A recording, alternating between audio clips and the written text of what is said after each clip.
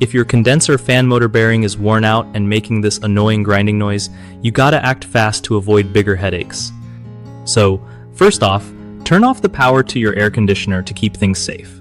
Like seriously, don't skip this. Next, carefully remove the fan motor cover or guard to get a good look at the motor and the fan blades. If you hear grinding, it usually means the bearing's shot, so you'll want to replace the whole motor. When picking a new motor, make sure it matches the model and specs of your old one. No guessing here.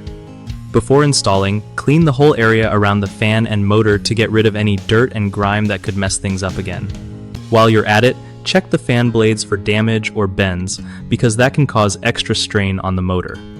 When you put everything back together, double check that the fan spins freely without rubbing or noise.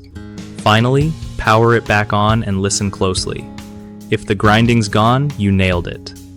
One of the biggest mistakes people make with condenser fan motor issues is ignoring the grinding noise, which can lead to total motor failure and way higher repair costs. Another common problem is not matching the replacement motor correctly, which can cause poor performance or even damage your air conditioner.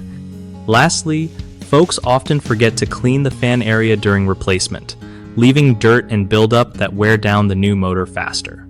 To fix these, always replace your motor as soon as you hear grinding, double-check compatibility before buying a new one, and clean everything thoroughly during installation. BigHomeProjects.com is great if you want to find trusted local contractors who know their stuff and won't overcharge you.